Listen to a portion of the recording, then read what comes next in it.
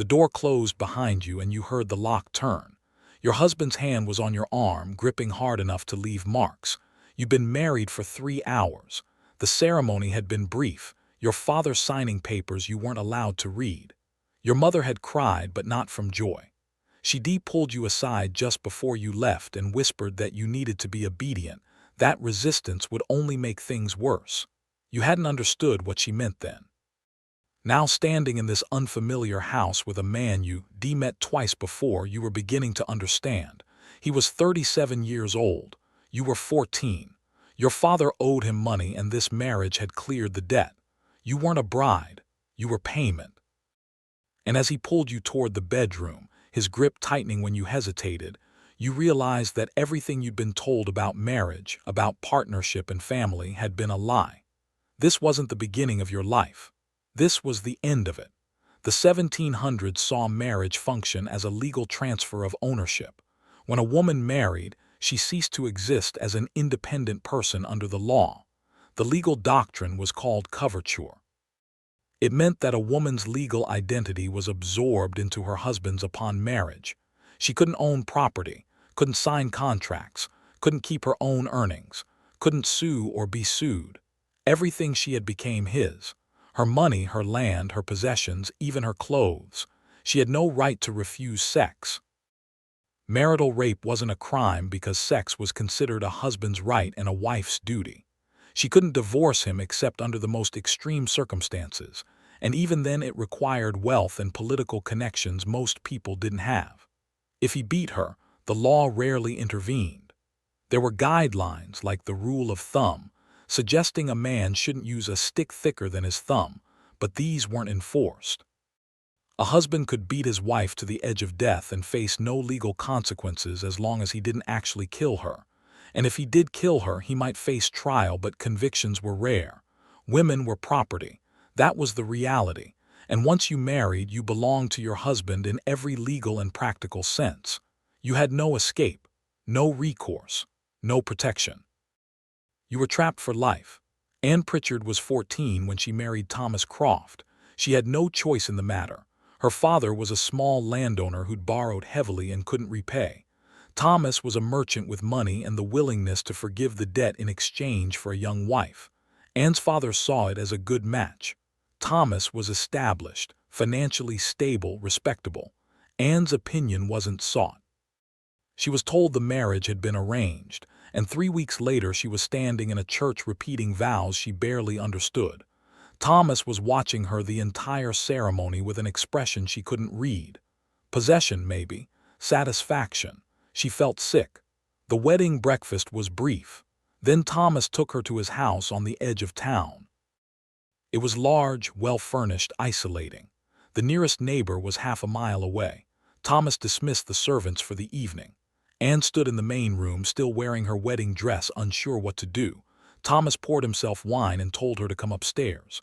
Anne's heart was pounding. Her mother had given her vague warnings about wifely duties, but nothing specific, nothing that prepared her for what happened next. Thomas didn't explain, didn't ask. He simply took what he now legally owned. Anne was too terrified to resist. Afterward, she lay in the dark, her body hurting, her mind trying to process what had just happened. This was her life now. This was marriage. The days that followed established a pattern that would define Anne's existence for the next decade. Thomas expected complete obedience. He told her when to wake, what to wear, when to speak, when to stay silent. He managed every aspect of the household and made it clear that Anne's job was to comply. She had no money of her own. If she needed something, she had to ask him, and he'd decide whether to give it to her. He controlled her movements. She couldn't leave the house without his permission. She couldn't have visitors without his approval. Her family visited once in the first month, but Thomas found their presence irritating, so he told Anne to inform them they weren't welcome anymore. Anne tried to argue. She wanted to see her mother, her sisters. Thomas hit her. Not hard enough to leave visible marks, but hard enough to make his point. Anne never argued again. She wrote letters to her family when Thomas was away on business, but he read all her correspondence. If he found anything he didn't like, any complaint or expression of unhappiness, he'd destroy the letter and punish her. So Anne learned to write cheerful lies. Everything is wonderful. Thomas is kind. I'm very happy. Her family believed the lies because they wanted to, because acknowledging the truth would mean admitting they de-sold her into hell. There was no affection in the marriage. Thomas didn't love her.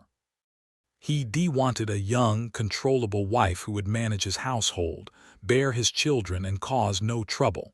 Anne was fulfilling her function. That was all that mattered to him. He wasn't cruel every day. Sometimes he ignored her completely, which Anne came to prefer. But his moods were unpredictable. Small things would set him off. Dinner not ready on time, a room not clean to his standards, Anne speaking when he wanted silence. He'd shout, sometimes throw things, sometimes hit her. Anne learned to read his moods, to anticipate his needs, to make herself as invisible as possible when he was angry. She moved through the house like a ghost, trying not to disturb him, trying not to give him reasons to notice her. Her entire existence became about managing his temper. She had no life of her own, no interests, no pleasures, just the endless work of keeping him satisfied enough that he'd leave her alone, and at night when he wanted her, she endured. She learned quickly that resistance made it worse, so she lay still and waited for it to be over. This was marriage.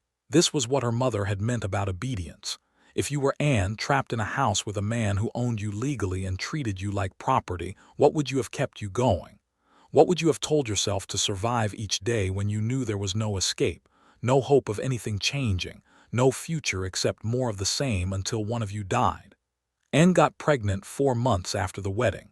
She was 15. She had no idea what to expect. Thomas told her to continue her duties as normal until she couldn't anymore. When the labor started 9 months later, Thomas called for the midwife and left the house. He didn't want to hear the screaming. The labor lasted 19 hours.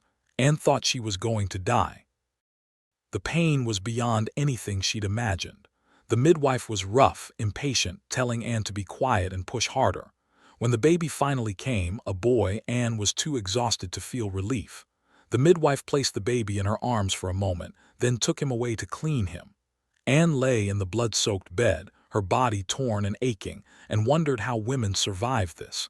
She was expected to recover quickly. Thomas wanted his household running normally.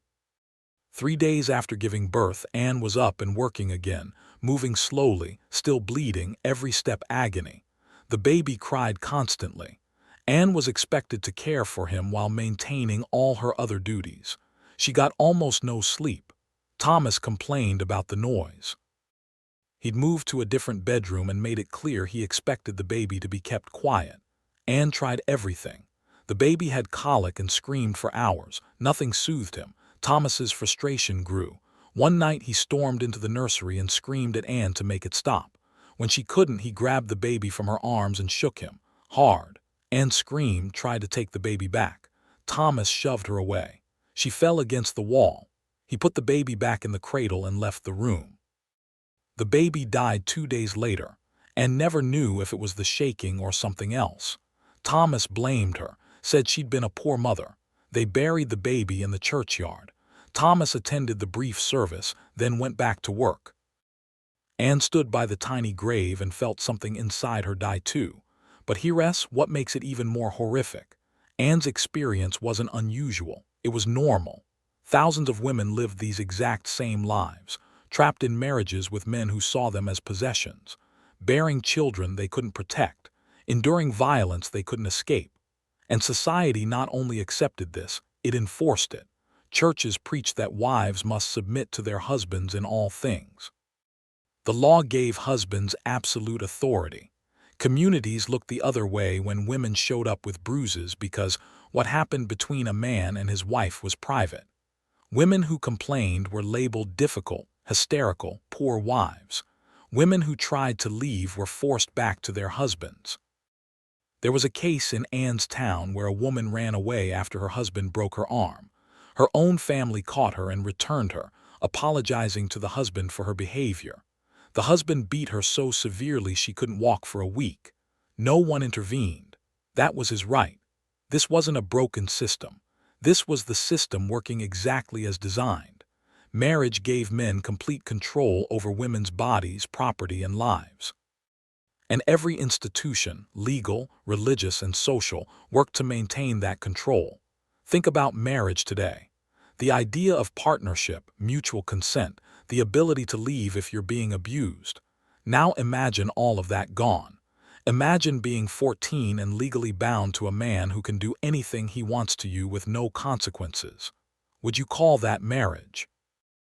Or would you call it what it really was, legalized slavery? Most women didn't escape these marriages. They lived in them until they died, which was often young. Repeated pregnancies destroyed women's bodies. Anne got pregnant again a year after losing her first child. Then again, then again. Over the next 8 years, she was pregnant 6 times. She miscarried twice. 1 baby was stillborn. 2 lived past infancy. The pregnancies and births wrecked her body. She developed a prolapsed uterus after the 4th birth. Walking was painful. She was incontinent. There was no treatment, no surgery, nothing to help. She just lived with it. Her teeth fell out from calcium depletion. Her hair thinned. She developed chronic pain in her back and pelvis. By the time she was 23, she looked 40. Thomas had lost interest in her physically. She was grateful for that at least, but he still expected her to manage the household, care for the children, maintain his home. Anne did it all in constant pain, her body failing, her spirit long since broken. Anne died at 26. The cause was listed as childbed fever. She'd given birth to her 7th child and developed an infection 3 days later. The fever consumed her quickly. She was delirious for 2 days, calling for her mother, begging for the pain to stop. Thomas didn't sit with her. He found her suffering distasteful. She died alone except for the midwife, who'd seen this happen dozens of times and barely reacted anymore. Anne's last coherent thought was relief. Relief that it was finally over. Thomas remarried 4 months later. His new wife was 15. Anne's children were raised by the new wife who had her own children to manage. Within 2 years, Anne's children barely remembered her. Thomas never spoke about her. It was as if she'd never existed. The system continued unchanged. Young women were married off to men they didn't choose. Their legal identities were erased. Their bodies were used for reproduction until they died or became too damaged to bear more children. Their suffering was invisible, private, unacknowledged. And the families that profited from these arrangements, the fathers who cleared debts through their daughters' marriages, the husbands who gained property and heirs, the society that maintained its structures through the subordination of women, all of them benefited from this system of abuse. The wealth that accumulated in families came from controlling women's reproduction and labor. The social stability everyone celebrated was built on women's silent suffering, and history recorded none of it. The documents from this era list births, deaths, property transfers. They don't record the violence, the coercion, the pain. Women like Anne disappeared from history without a trace, their lives reduced to a line in a marriage register and a notation in a death record. Even when laws began to change in the 19th century, when women slowly gained some legal rights, the fundamental belief that women existed for men's benefit persisted. Women could eventually own property, but they were still expected to obey their husbands. Marital rape remained legal in most places until the late 20th century. Domestic violence was still considered a private matter.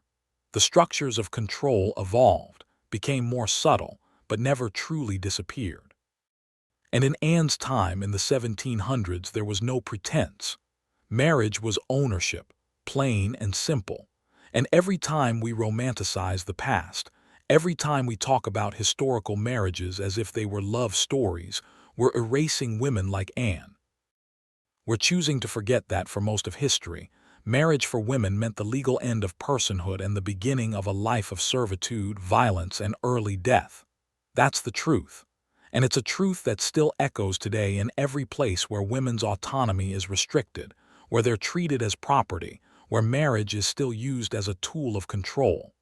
History didn't end these practices. It just moved them, hid them, made them someone else's problem.